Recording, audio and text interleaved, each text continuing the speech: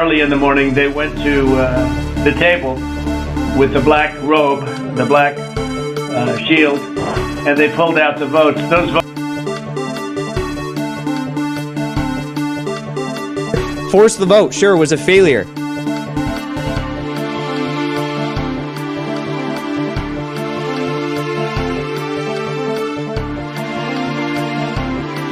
Sam, if I could just get this sentence out.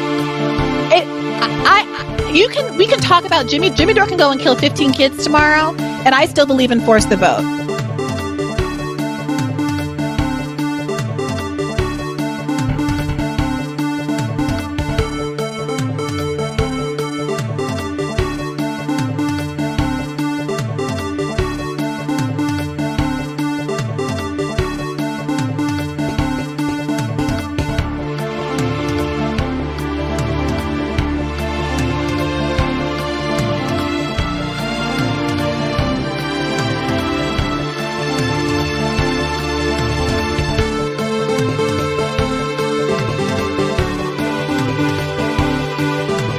Force the vote, sure, was a failure.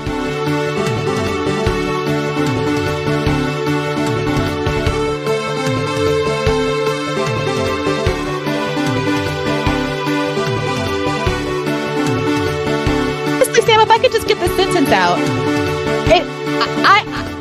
We can talk about Jimmy Dore can go and kill 15 kids tomorrow, and I still believe in force the vote.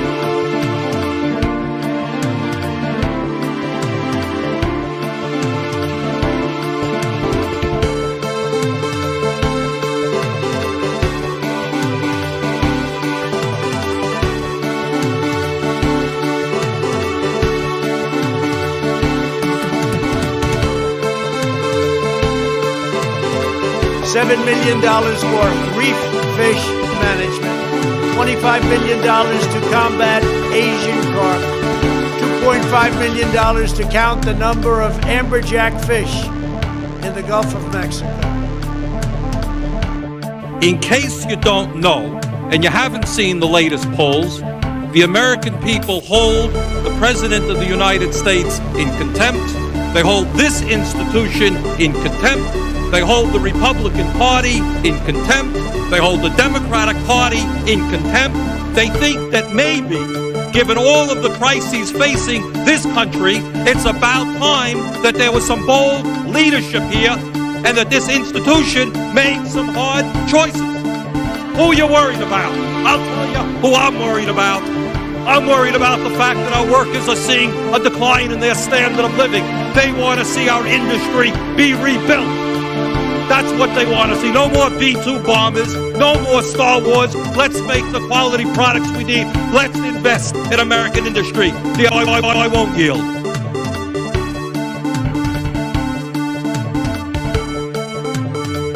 Let's go, Brandon. I agree. Running against the worst candidate in the history of presidential politics puts pressure on me. Could you imagine if I lose my whole life? What am I going to do? I'm going to say, I lost to the worst candidate in the history of politics. I'm not going to feel so good. Maybe I'll have to leave the country. I don't know.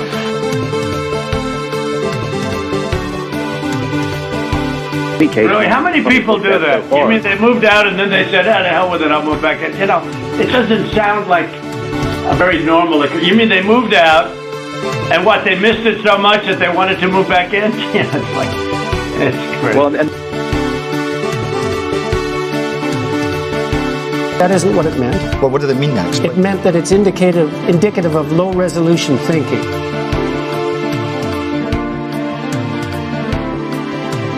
In case you don't know, and you haven't seen the latest polls, the American people hold the President of the United States in contempt.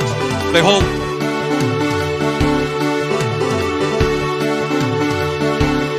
Let's go, Brandon. I agree. Across this country, we've seen this new phenomenon lately, chanted at sporting events and on signs. The phrase is, "Let's go, Brandon." Let's go, Brandon. I agree.